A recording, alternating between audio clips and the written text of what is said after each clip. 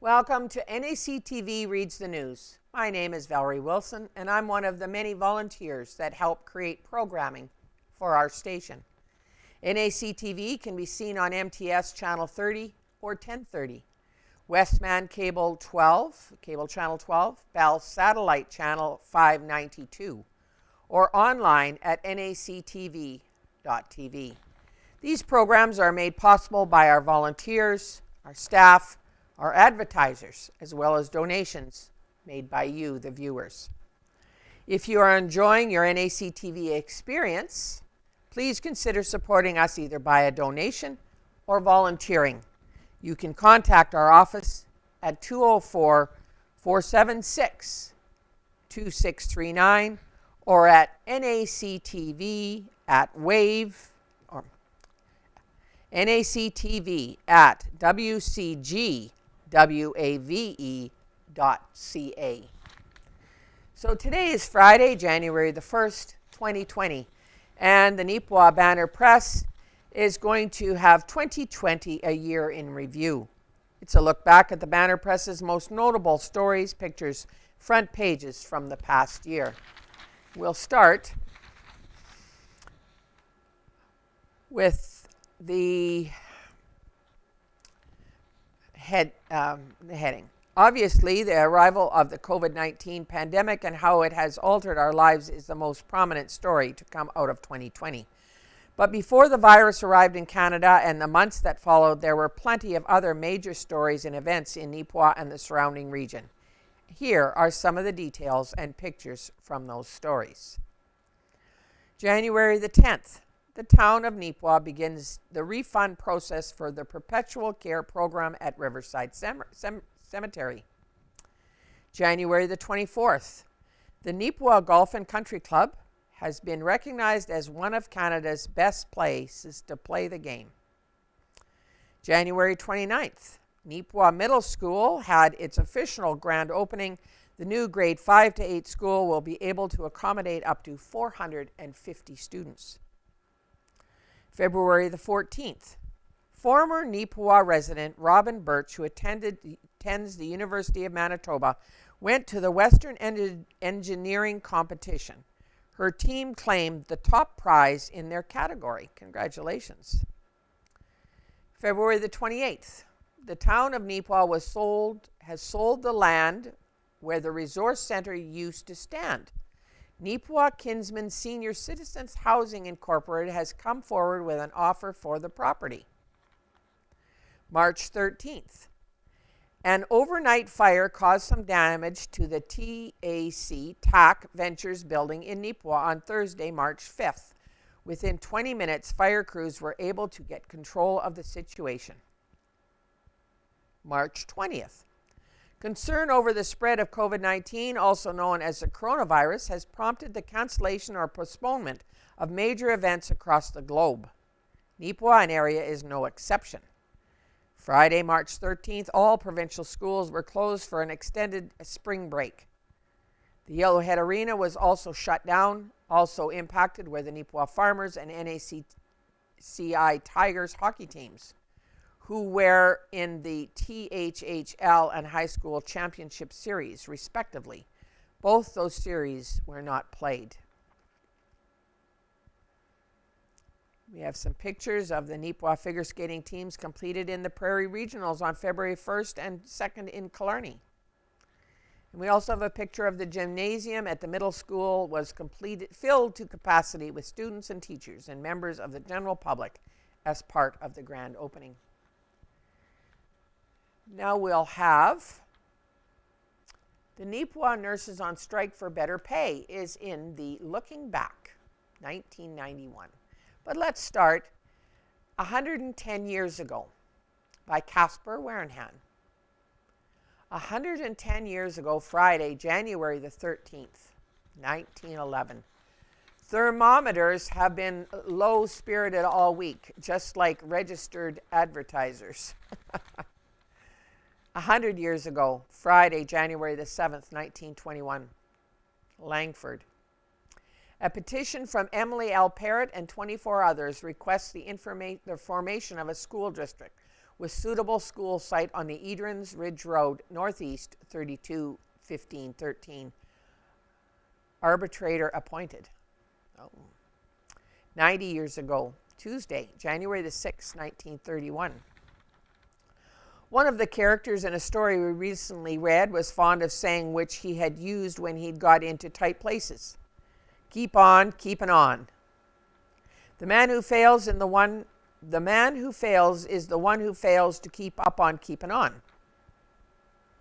One of life's little ironies is that success is often waiting around the corner, and we should achieve it if we only kept on keeping on for a little longer. When things seem so difficult in the office that you must just resign, keep on keeping on. Do not give up just yet. When friends are difficult and hard to get along with, keep on keeping on.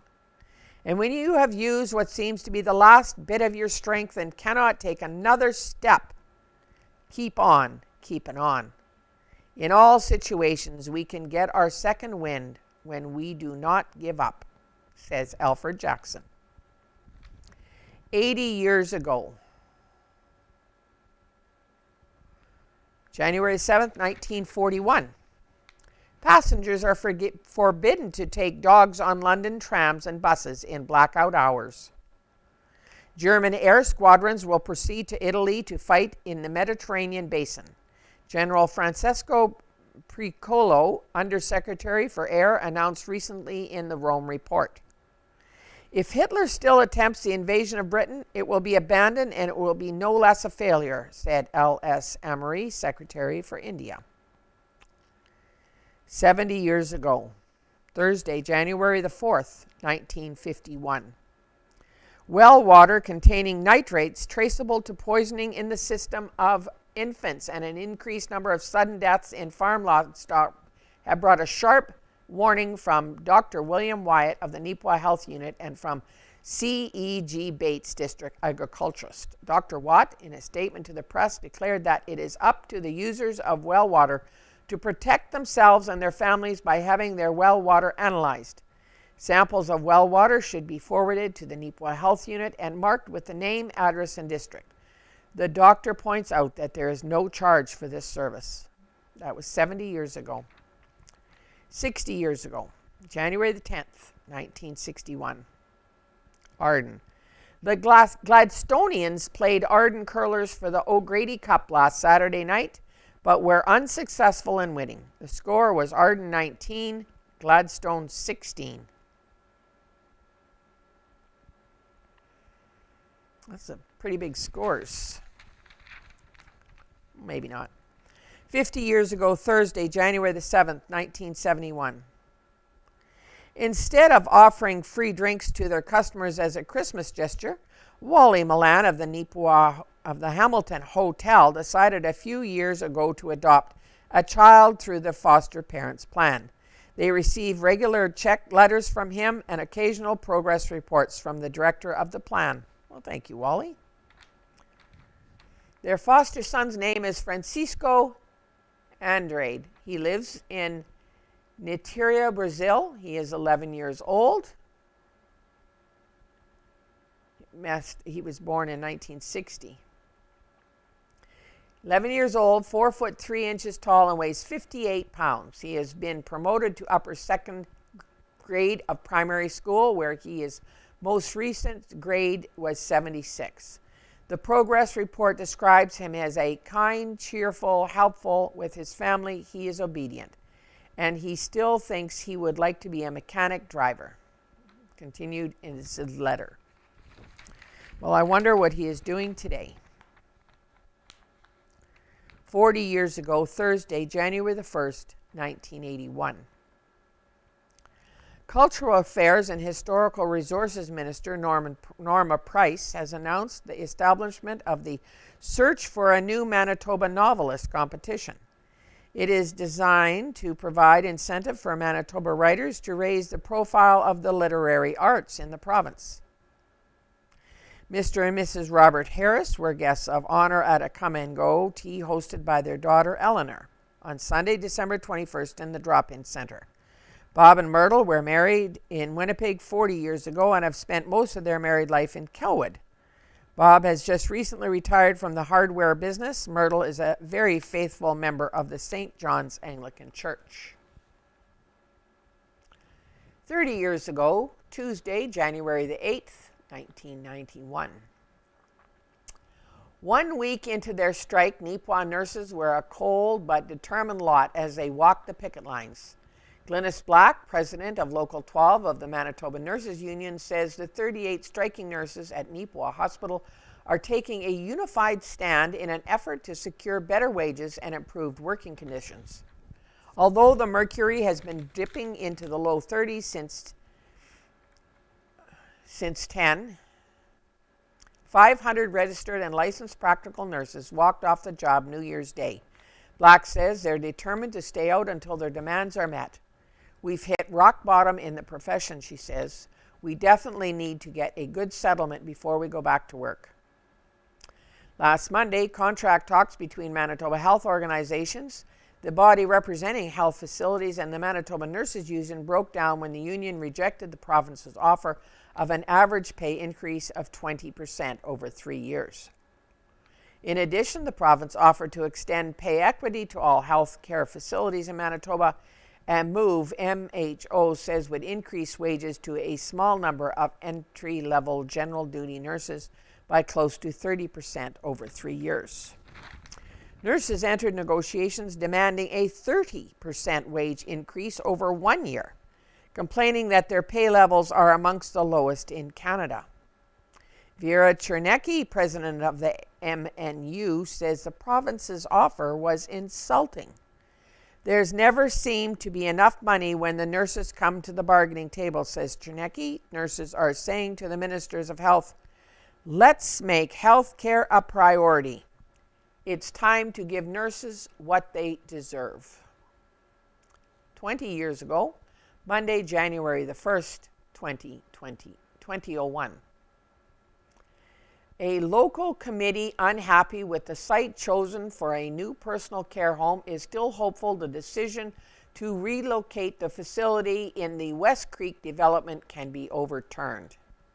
Monty Simon, who is spearheading the committee along with Cecil Pittman, said if there is enough community support, he believes the care home can be built in a different location. To ensure that happens, Simon and Pittman are starting a petition to build the care home in what they believe is a better location, the CN property north of Chicken Delight Restaurant. And the good news is they failed in that endeavor. So the care home is out in the West Creek development. Perspectives.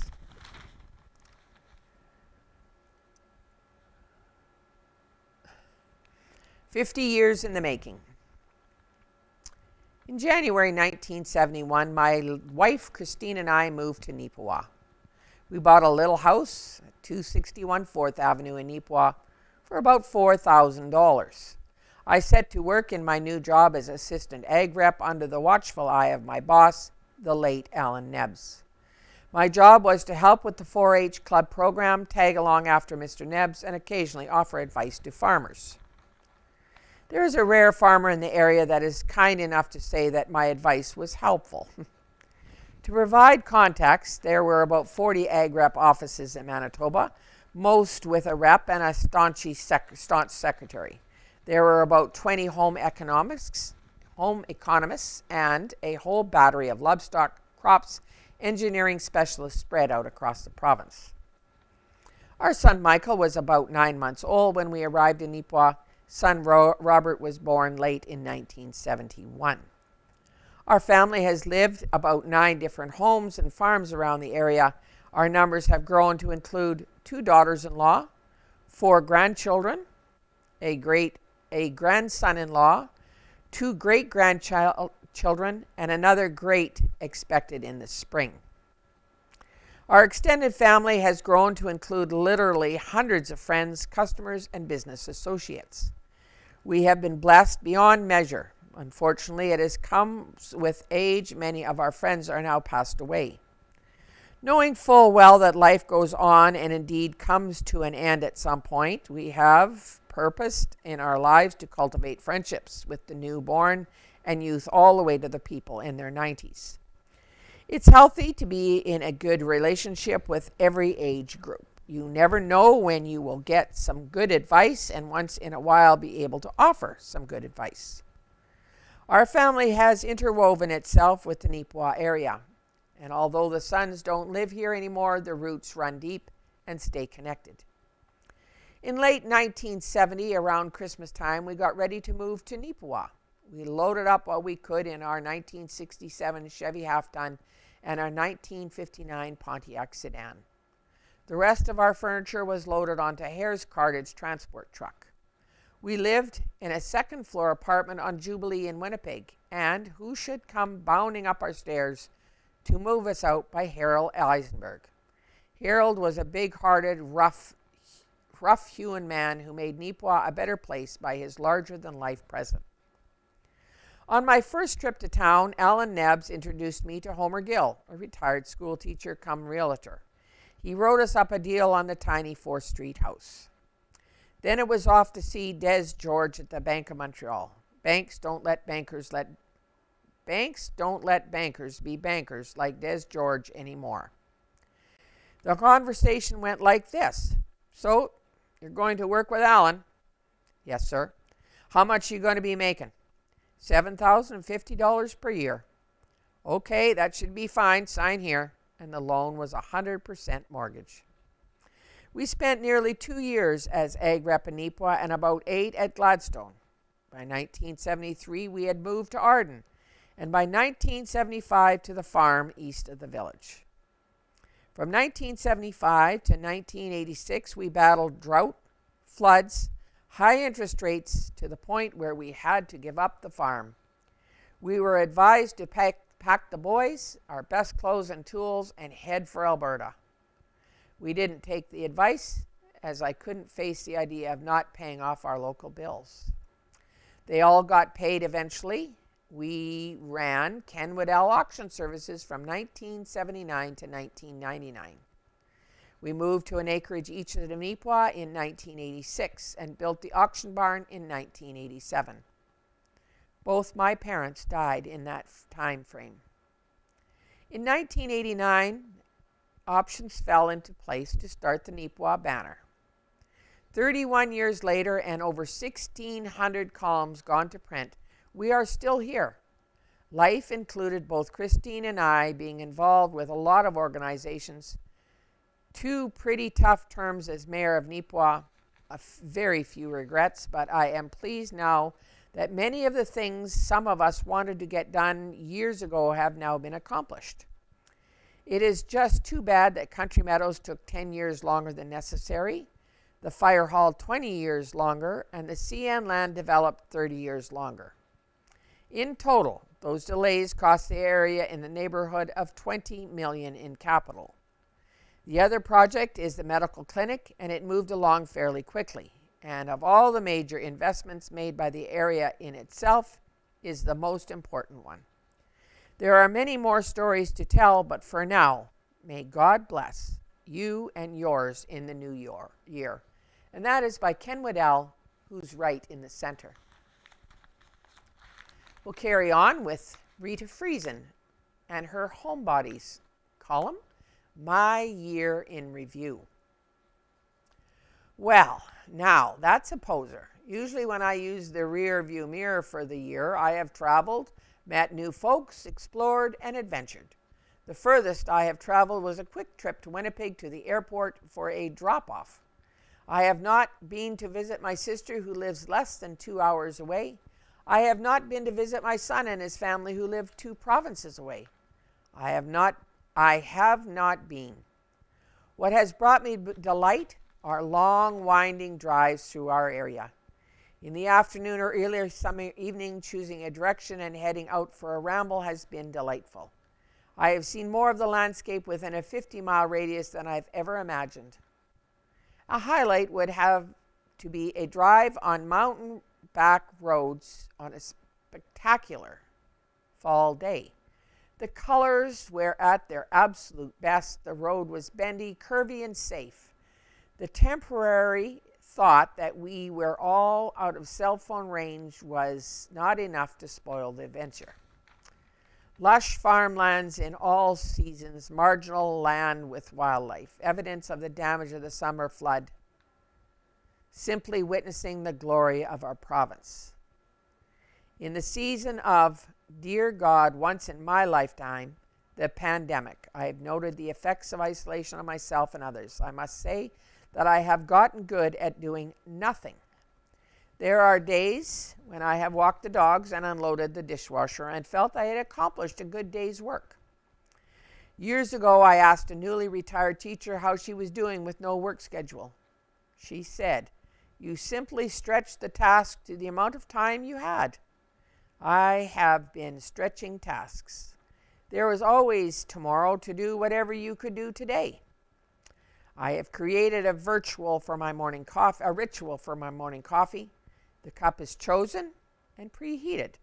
The coffee is fresh and strong. The laptop open to social media. I catch up with family, friends, and local businesses. And then, honestly, I crush a lot of candy. For those who are not familiar with the term, it's a game. A time-consuming entertainment game, not unlike the Tetris or Dr. Mario I played with and against my grandchildren, one of my vices. Candy Crush. I have completed some jigsaw puzzles, read some books, researched some history, and cleaned closets and made quilts. I have watched more television than ever before. I have not wasted my time. Not at all. It's just different. What I do know is that I miss serving. I miss visiting friends in their homes, in their units, in care homes, and in hospital. I was aware that I enjoyed hearing stories, gleaning ancient wisdoms, swapping anecdotes, and sharing laughter and tears. I miss heading out to a church service on Sunday morning, and I appreciate the recorded and broadcast services. I do, but somehow it is not the same. I miss the hugs and the handshakes. I miss the shared confidences. I had not been fully aware of how important these gifts were to and for me. Looking back, it has been a year of growth and development. I could not ask for more. Oh, and you can find us on Facebook. Follow us on Twitter. Facebook is www.facebook.com/Neepawa Banner. And Twitter is @TheBannerPress.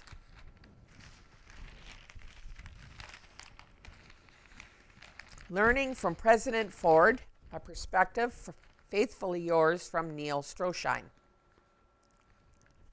It is September 8th, 1974, and we are sitting in the media briefing room at the White House in Washington, D.C.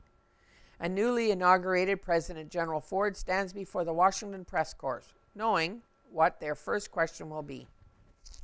2 weeks earlier, he was asked if he was thinking of pardoning Richard Nixon of crimes allegedly committed while he was in office. Ford honestly admitted that he didn't know what to do and asked for prayers on this specific issue. Now, 2 weeks later, he has his answer. Nixon has been granted a full presidential pardon for any and all crimes committed while he was President of the United States.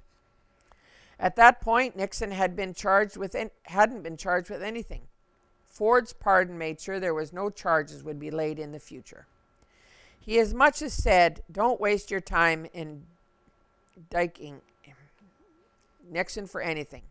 Whatever you charge him with, I will pardon him for."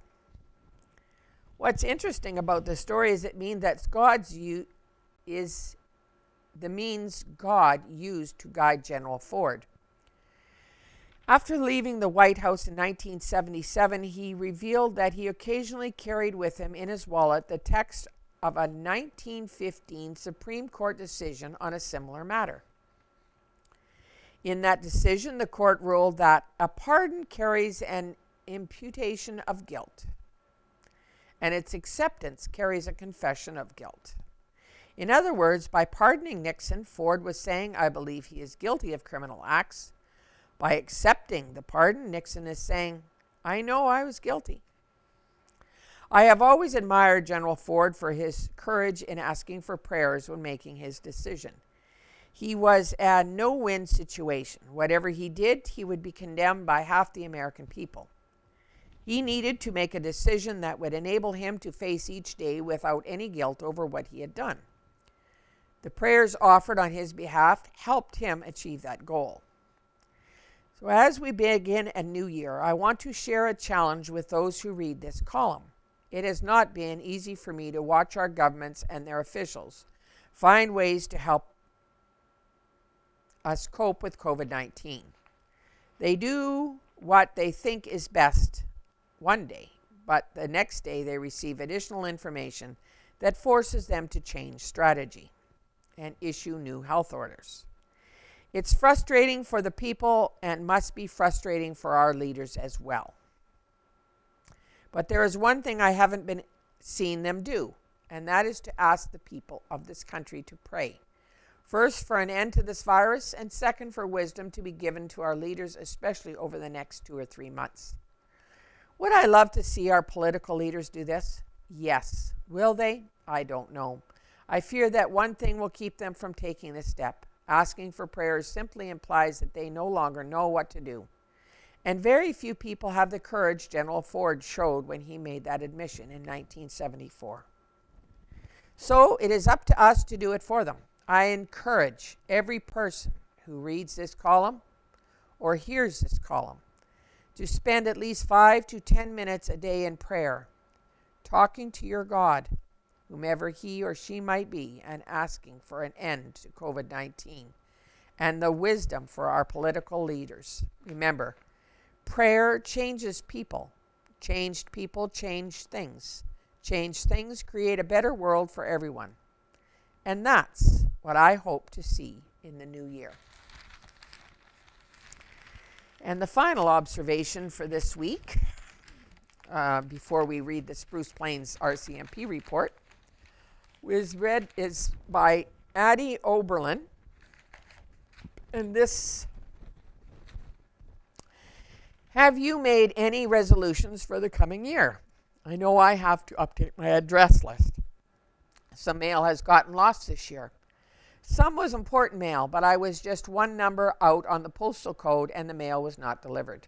Besides that, I will just continue to live one day at a time and surely hope that we can get together with family and friends again. It's good we do not know what the future brings and we have no authority to direct it. It is all in the hands of our Lord and Savior, Jesus Christ, who is the supreme creator and ruler of the universe. Sometimes we make plans, and I am guilty of that, but not always are our plans God's plans, and they will be changed. Commit to the Lord whatever you do, and he will establish your plans. Psalm 16:3. I wish all of you a better year than the one we leave behind, and may we give God the praise and glory for what will be in store for us. We'll carry on with the Spruce Plains RCMP report, week of December 14th to the 20th, by Captain Jacob Stanton, Spruce Plains RCMP. During the week of December 14th to December 30th, Spruce Plains RCMP dealt with 42 police activities. December the 14th. RCMP received a report of a missing child in the RM of Oakview. The child was located a short time later and returned home without incident. Police conducted a COVID compliance check on a person in the municipality of Westlake Godstone who was found to be abiding by regulations. December the 15th. RCMP responded to a report of a hit and run to a vehicle in Neepawa and conducted COVID compliance checks in the RM of Rosedale, where all persons were found abiding by regulations. December 16th. RCMP responded to reports of suspicious vehicle in the RM of Minto O'Donnell, which could not be located, and a suspicious person in the town of Neepawa. The matter is still under investigation. December the 17th. RCMP responded to a report of an assault at a residence in the town of Minnedosa, as well as a report as a result of the businesses also in Minnedosa. Both matters are still under investigation. Police also received reports of fraud and a suspicious person in the town of Neepawa. December the 18th. RCMP received reports of fraud and mischief in the town of Minnedosa. December the 19th. RCMP responded to a commercial alarm at a business in the town of Neepawa, which was later determined to be false. Police received a report of a vehicle causing mischief in the town of Minnedosa. The matter is still under investigation. December the 20th. RCMP conducted a COVID compliance check on a person in the town of Neepawa who was found to be complying with the regulations. RCMP conducted 18 traffic enforcement actions during this period. Public service announcement.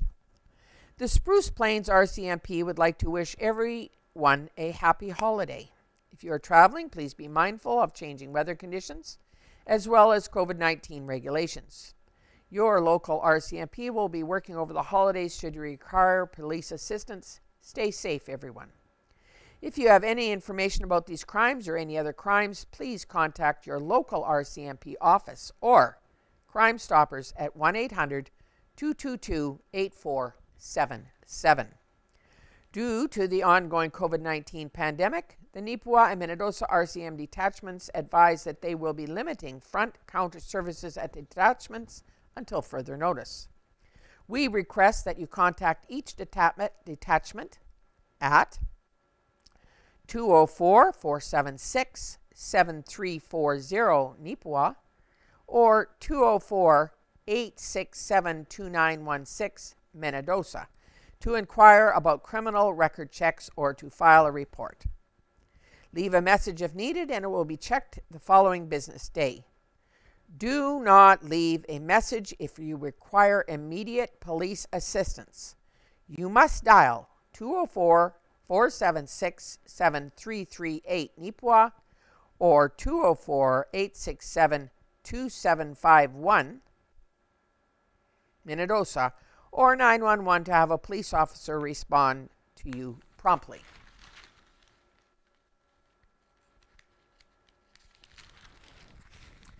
(2020) a year in review. So we're back at her. We're going to do the April, May, June.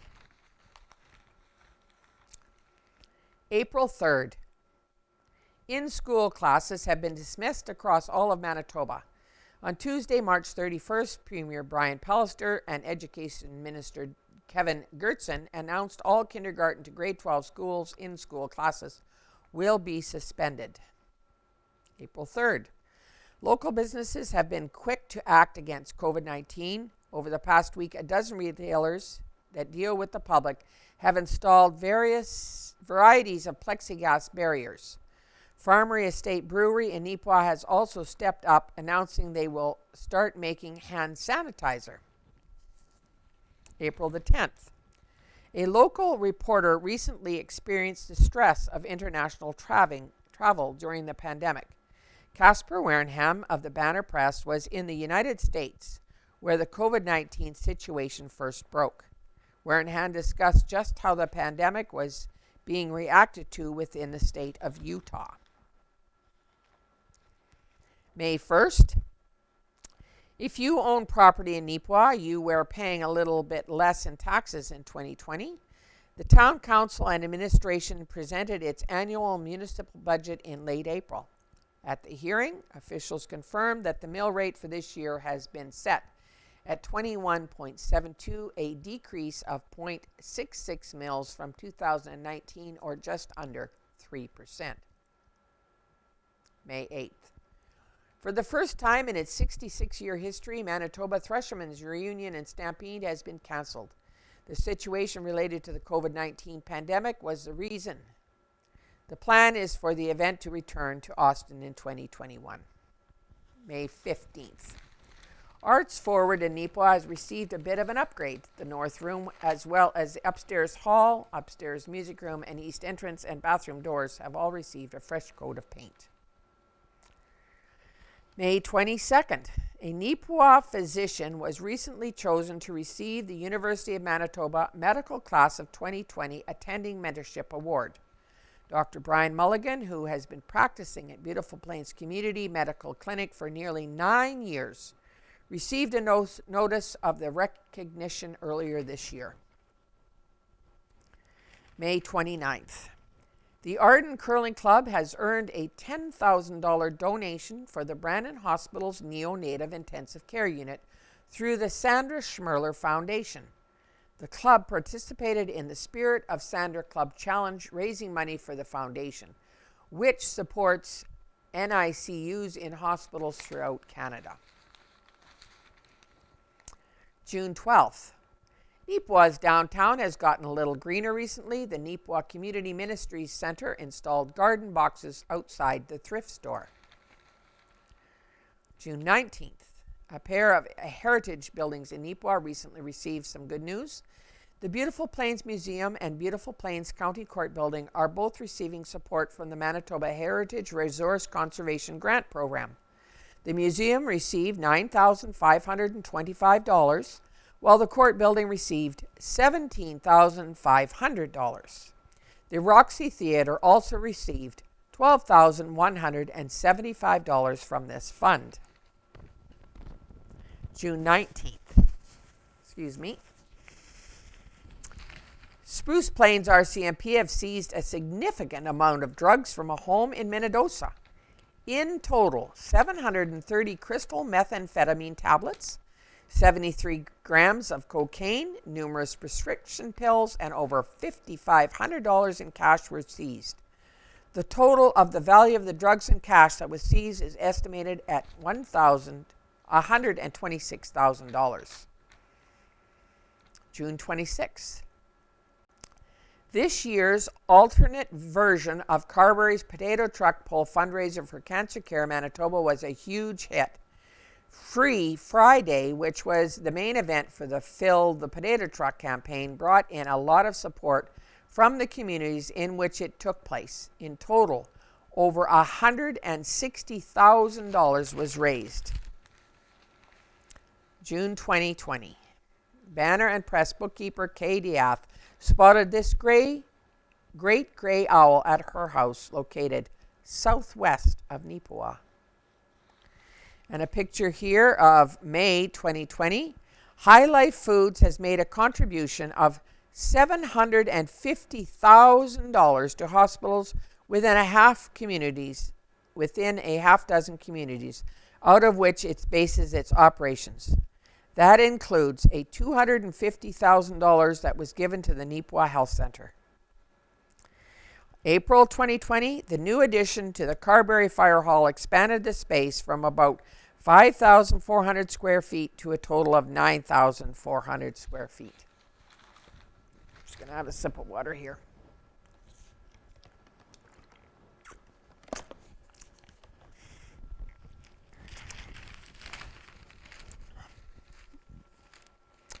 July, August, and September 2020 year in review.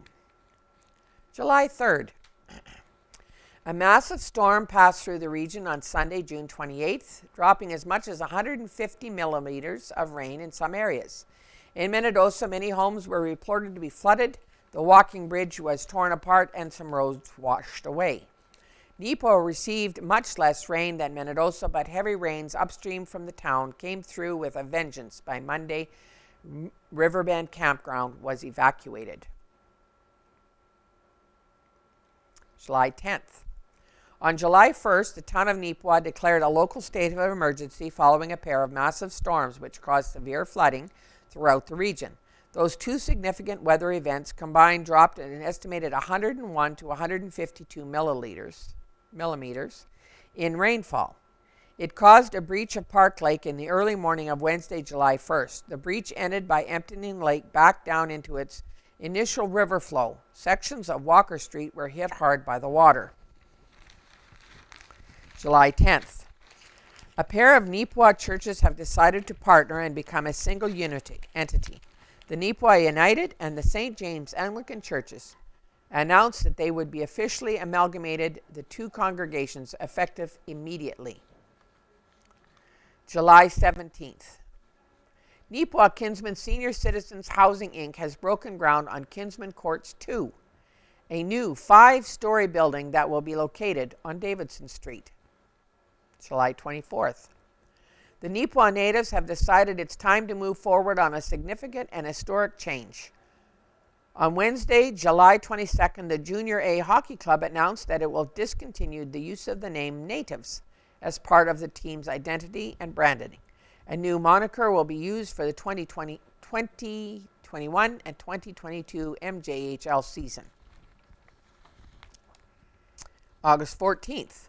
The shovels are on the ground for Touchwood Parks Association long-anticipated construction of a new day service building in Neepawa.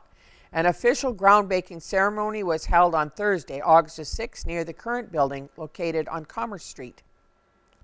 August 21st. Neepawa's Junior A Hockey Club has received a major donation. A family whose members are longtime team fans are donating $40,000 to pay for the club's ice fees for the Yellowhead Arena. The donation was made with the request to remain anonymous. September 4th. Marie Andrews, who has served as organist for St. James Anglican Church in Neepawa for over 40 years, recently decided to step down from the position. She was there 1971 to 1975 and 1980 to 2020. September 11th. A well-known historic site in Neepawa is for sale. After combining the congregations of the St. James Anglican and Neepawa United Churches, it was decided to sell the St. James Church building and rectory. September 18th. A local artist has entered and would later place second overall into the Manitoba Rural Northern Juried Art Show. Brad Mummery's submission was a firefighter responding to a barn fire near Clan William. September 2020. Riders were out in full force September trying out the many challenging bike paths at the new Trail Park in Neepawa. July 2020. While photographing a canola field one morning, this fawn surprised our photographer by running down the road in the RM of Glenella Lansdowne. Photo by Diane Warner. And the one with the bike is photo courtesy of Anel Kelbida. We have the historic flood hits Westman in 2020. We have pictures of the Park Lake Breach and of a calf being rescued, I believe. These were just a few of the scenes in the banner and press coverage area when storms and a subsequent flood hit the region's communities. Above, an aerial perspective of Park Lake in Neepawa following the bursting of the dam. The breach occurred on Wednesday, July 1st. Right, the Patterson family had a stranded calf following this year's storms. They managed to save it and it turned out okay. The calf was quickly back to its normal self once dry and rested. Below, farm equipment near Erickson became stranded in a field. Rotary, thank you. There's a big thank you here. The Rotary Club of Neepawa thanks all businesses and individual donors who contributed cash or items for our Rotary online auction. Thanks as well to all volunteers who helped make the online auction a success. Thank you to all of those people who placed bids and purchased auction items. $24,000 was raised. Funds are going towards the Neepawa Area School for Remote Learning, Technologies Assistance, along with other community and international projects.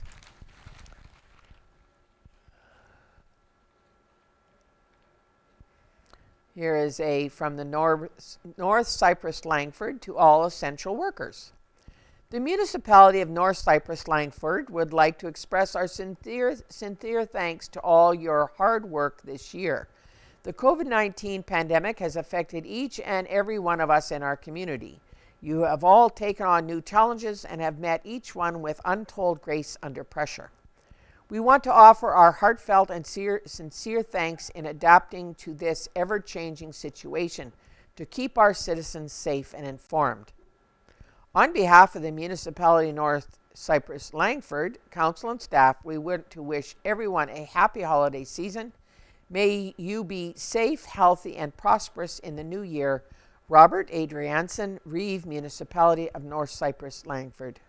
Thank you. And there's numerous notices, coming events, personal, some help wanted ads, and then we have the service guides. And the last of the 2020 year in review is October, November, December. The front pages of the October 16th, November 13th, and December 4th editions of the Neepawa Banner Press.